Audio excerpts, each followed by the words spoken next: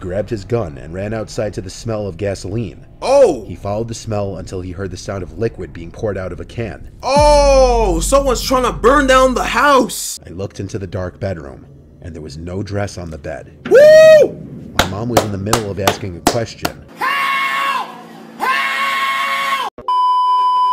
Okay, 3 unsettling true prom night horror stories by Mr. Nightmare. Hope y'all doing good. Brothers and sisters, God bless y'all. Hope y'all having a great day or having a great night. I have never been to a prom, you feel me? Never been skipped out on prom in my high school, you know what I'm saying? Felt like it was kind of stupid. Same with graduation, didn't go for that as well. I just feel like it's boring. And I know in proms and all these type of stuff, bro, there's always alcohol spewing around. There's always drugs spewing around. All types of foolishness. We already know what it says in the Bible about that. To not be drunk. I was saying drunkards will not inherit the kingdom of heaven. It also says to be sober-minded. Satan is like a roaring lion waiting for his prey so he can devour it. And if he can devour you, what makes you think he can devour everything around you? So let's get right to it.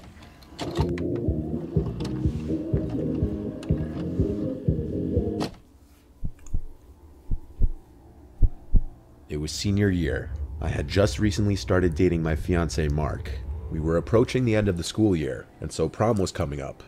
I didn't really know if I wanted to go, because I had just finally changed all of my contact info, and my family moved to a new house because of my old stalker ex Daryl, who's 4 years older than me. Oh, that's weird. I was 18 and he was 22.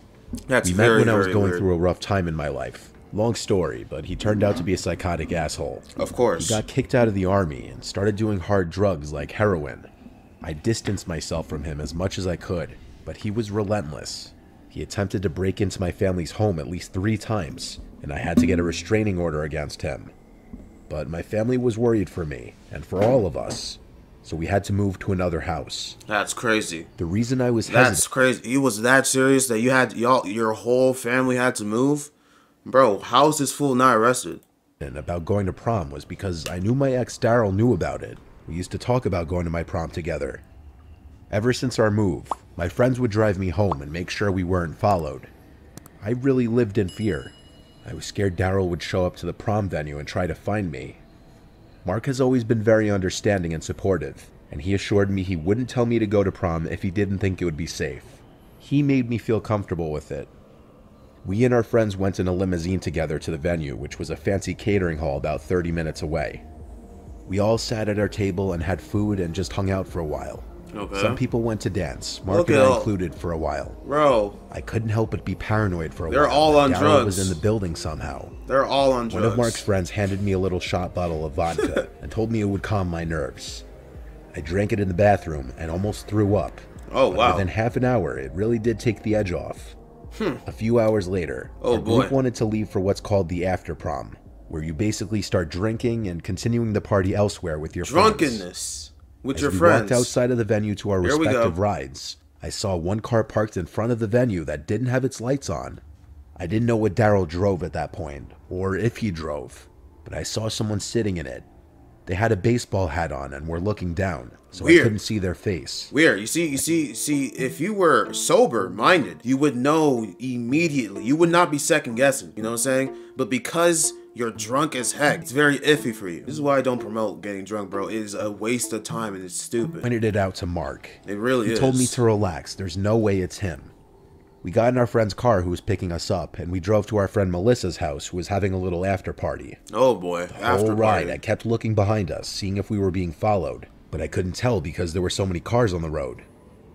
I remember Mark whispering to me, "Relax, everything's fine," and he held my hand, and it helped calm me down so much. We arrived to Melissa's house, and there were already people at her house. At the peak of the night, I'd say there were 20 people there, and everyone was drinking. Eventually, Mark and I wanted to go home, so Mark called his sister to come pick us up. Okay. And when she got there, we went straight out to her car. I looked around the street for any sketchy-looking cars, but didn't see anything. And at this point, I officially convinced myself I was just being paranoid. No. Mark's sister drove us back to their house, where I would be sleeping over. That's his mom. That's not paranoia. That's red flags. Literally being signaled into your brain, saying there's something up. Be careful. Watch out. Go home ASAP. And his sister home. His dad is a retired cop, but he was still working at the time, and he was working a late shift that night. His mom was already asleep. It was very late. Mark and I just went downstairs to his room to crawl into bed. Okay. The whole den floor of the house was his floor. It had a mini kitchen, bedroom, and living room. His floor was level with the backyard, and so it had a back door. Okay. It was a warm night, so some of the windows were cracked open. No! This is where it gets clucked, bro. This is where it gets messed up, bro. Because it was hot outside, that gave you a reason to open your window. You're just asking for an old creepy man to come into your crib, watch y'all sleep. Come on, bro. He might be pleasing himself while he's watching you. Like, this is how creepy this is how wicked and evil this world is. Why are you cracking your, where's the AC? We were watching a funny movie. Come on. It was when we heard a bang on the glass door that led to the backyard. The sliding curtain was covering the door, so we couldn't see who or what did it. I shrieked, and Mark jumped up to open the curtain. Heck no! No one was on the other side, but there was a post-it note slapped on the door with the word bitch on it. Oh! He found me. He followed me from the prom to Melissa's house to here, and he probably heard me laughing and knew I was down here. That's crazy. My paranoia was right all along. We went upstairs to Mark's mom's room and woke her up, then called Mark's dad and the police. Waiting for Mark's dad and the rest of the police to arrive felt like an actual eternity. When the doorbell finally rang, followed by loud knocks, Mark and his mom went to go answer the door. It was the police. I had to explain the whole story with my ex, and the restraining order, and now being followed by him here. That's crazy. They asked if there were any cameras on the property, to which Mark's mom said no. This stalker won't stop, bro. He probably hit it once and was like, I can't give this up. Creepy, weird dude. Honestly, bro. Oh my goodness. Where's your Bible? And they asked me if I had any texts from him, or if perhaps I knew where he lived. I told them I didn't have his number anymore, and I had no idea where he lived anymore either. Mark's dad finally arrived on the scene. I took the post-it note from the door home with me to try and compare it to other handwriting from Daryl, and it definitely matched. Mark's dad gave me a ride to my house in his police car so that we could be sure I wouldn't be followed. Okay. During the ride home, I called our home phone and my dad picked up. I cried to him into the phone hysterically. After arriving home, my parents were waiting in the front for me. Mark's dad assured my parents we weren't followed. During this period, Mark and I couldn't go to each other's houses. Mark's parents had security cameras installed the same week. Okay, this next part is truly unbelievable. Y'all should have that in the first place. One of the side cameras on their property picked up motion, which alerted Mark's dad's phone. He grabbed his gun and ran outside to the smell of gasoline. Oh! He followed the smell until he heard the sound of liquid being poured out of a can. Oh! Someone's trying to burn down the house! Wow! Beyond that timing? Oh my... This guy's creepy. And there he This guy's weird. saw Daryl pouring out gasoline on the sides of their house. With his gun drawn, Mark's dad yelled at him to drop the can and put his hands up. And that was the moment Daryl was no longer going to be a threat to my or my loved ones' lives. Amen. I call it the sweetest justice that my future fiancé's cop dad was the one to arrest my psychotic ex-boyfriend who ruined so many years of my life and had me living in worry. He was sentenced to over 30 years for his crimes. 30 should be lifetime. What lifetime sentence? What are we talking about here? W dad though. You see, this is what you're supposed to grab your shotgun. You know what I'm saying? Grab your shotgun. Put your hands up. Like, come on. Worst of which, of course, was attempted arson on a police officer's house.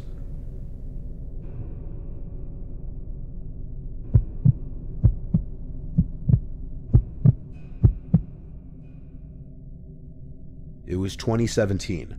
I was 17 getting ready for prom. And of course, girls have it harder because instead of the guys who just rent the same tuxedos, girls have to find a nice dress that they're going to keep. And of course, prom dresses aren't cheap, if you want a nice one at least. My parents didn't want to spend over $200 for a prom dress, so my mom suggested I look online for a used one. She'd even help me. Oh, please tell me you didn't go on Kijiji. Please! Okay. On Craigslist and Facebook Marketplace, which had just become a thing back then. No, please not Craigslist. Today. Please not Craigslist. There wasn't really any luck on Facebook Marketplace, so we mainly searched Craigslist. We found a listing for a dress that we both liked. It was a navy blue evening gown, $50. It said it was worn once for prom. The seller lived pretty close too, so I contacted the number listed on the listing, and in under 10 minutes, I got a text back. After expressing my interest and asking a couple sizing questions, The person offered to come to our house to drop it off to us, but my mom said no to having someone from Craigslist come to our house. Nope. So I said we'd come to them that day. No. I asked for their name. Don't go to them. Don't let them come to you. Bro, why would you go to their crib? Why would you allow them to come to yours? Meet up at a location in broad daylight so everyone sees what the heck is going on if something pops off. I said Alex. Honestly, I assumed that Alex was short for Alexandra. My mom offered to come with me. I doubt it, I felt more comfortable if she'd drive me. It's a whole dude. When we got to the address, it was a townhouse in a congested area. It's a transformer. The townhouse was on a dead end. My mom asked if I wanted her to come in with me, and honestly, I don't know why, but I thought it would be embarrassing to go in with my mom. Why? I asked her to just wait in the car unless I texted her. Are you crazy? I texted Alex, and then I went to ring the doorbell. I noticed all the blinds on the windows were closed, which was strange. It was the middle of the day. The door opened, and instead of some young girl around my age opening the door, some old man. An actual grown man, like 50 years old. Ew! He smiled and asked if I was here for the dress. Heck no! I said, yeah, are you Alex? And he said, yeah. He said I looked just like his daughter, and then said, come inside. Nah! I looked back at my mom's car and then went inside the house. Yo! He said I should be a perfect fit for the dress. He said he'd go get it, then disappeared into another room. Oh no. The living room was dark and kind of messy. This is not good. I took out my phone and texted my mom to come to the front door. Then the man called out from a room for me to come inside and try the dress on in front of a mirror. What? Bro, this man wants a performance. Oh my gosh. He wants an IRL performance of you putting on the dress. This dude's a creep, a pedo. If you do not kick him in the nuts and just run and haul your butt out of this place. I asked him if he could bring the dress out to the living room. He said there's no mirror in the living room, and I replied that I'd just like to see the dress first. He left the room and entered the living room empty-handed, and said the dress is on the bed in the bedroom if I want to go look at it. That's a lie. I once again asked him to please just bring it out here. Then a knock at the front door. Alex said, "Who is that?" And I opened the door to my mom stepping inside. She smiled and said hello to the man, and he took a couple seconds to say hello back, but without a smile. Oh wow. Now I walked to the doorway of the bedroom, and as I did, he made a noise as if to say, "Don't go in there." I looked into the dark bedroom, and there was no dress on the bed. Woo! My mom was in the middle of asking a question, and I interrupted and said, "There's no dress." There was a painfully uncomfortable and That's what you're supposed to do. And then the man... You're supposed to do that right now. You're supposed to halt, bro. Oh man, you better run like there's no tomorrow. "I'd like you to leave now." My mom and I, without hesitation, left to the car.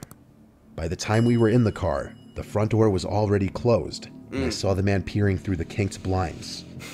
We were both in shock. If my mom hadn't come in, I don't know what would have happened. You would have been done. I reported the Craigslist ad. We didn't call the police though, because there was really no proof of anything, and technically nothing happened. But there was no blue dress in that room. He was just trying to get me into that room. And when my mom came in, he couldn't exactly do that anymore. Thank God I listened to my mom and didn't give him our address. I ended up getting a used dress shipped to me. That prom night, I told everyone this story, and it's still kind of haunting even today. Yeah, you would have been done for it, bro.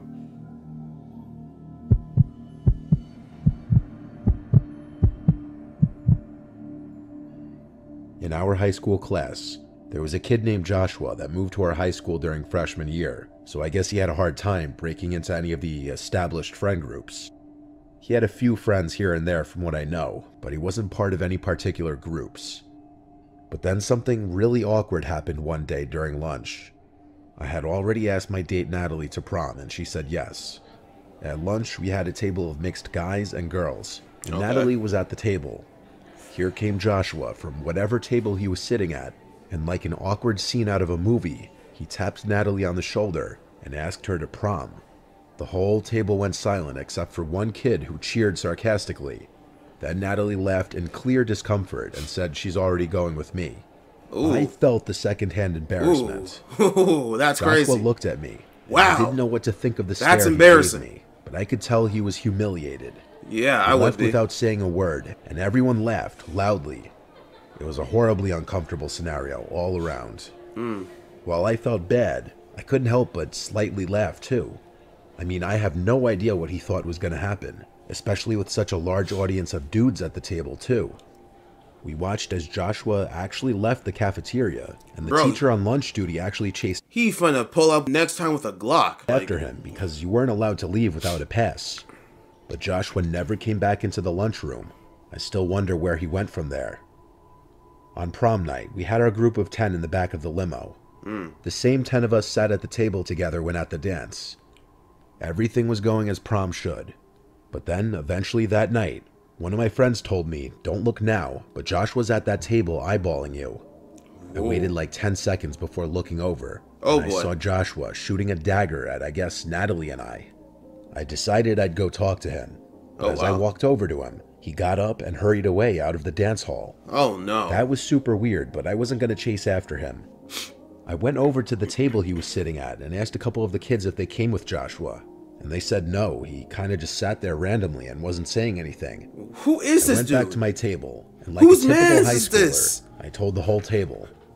It was definitely pretty freakish. Whose mans is this? After prom, Natalie and I left with a friend who drove to go to a diner to eat a bunch of breakfast food at like 12 a.m.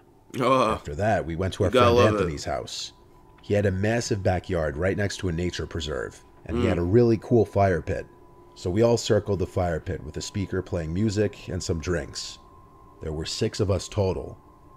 Anthony, sitting across from me, pointed out to the woods and said he saw something in the woods. Oh no. We all looked over, of course. We looked at the woods for a while, but when we didn't see anything, Anthony basically said, "Yo, whatever." it's Josh, bro. This dude's a Continued creep. to hang by the fire pit for a while. This man's Eventually, one stalking. couple left, so it was just Natalie, Anthony, his date, and myself left. Anthony was mid-sentence when he stopped speaking abruptly. I said, "What?" And I turned around and saw someone walking towards the light of the fire from the woods. It was someone in a tuxedo. What? He said to us, "Don't get up." It's him. As he got closer, we realized it was Joshua. Ooh. He was holding a hatchet or small axe. What? He looked like he had been crying, but he also looked angry. Oh, he looks. He's Anthony about and I to told cut him someone to please up. put the axe down and just talk. Joshua yelled at us to shut up, and he made us turn the music off. Oh He wow. began a rant about how soul-crushingly embarrassing what happened during lunch that day was. Bro, this is what happens when you bully someone, bro. This is why bullying is just so, it's so lame. Bullying is so cringe, dude. Bullying is so cringe. This is why I don't do it. This is why I keep my mouth closed. This is why it says in the Bible, you know, keep your tongue, bro. Because your tongue can get you in trouble. It says this in the Bible. Keep your tongue. Watch what you're saying. Be slow to speak, slow to talk, slow to anger, and quick to listen. Oh man, because stuff like this could happen, bro. It can be right around the corner. How he had been too embarrassed to come back to school after that because he thought it had been spread all over the school. Yeah, but that's it really crazy. hadn't. And we tried to tell him that. Anytime we tried to speak, he'd scream "shut the fuck up" louder and louder. Wow. He'd begin to raise the axe, kind of. Anger, He then spirit of directed his anger. attention to Natalie and started going on about how he thought she was gorgeous. and that Wow. she would only make fun of him with her friends. This which is again, sad. that never happened. All these things only happened in his head.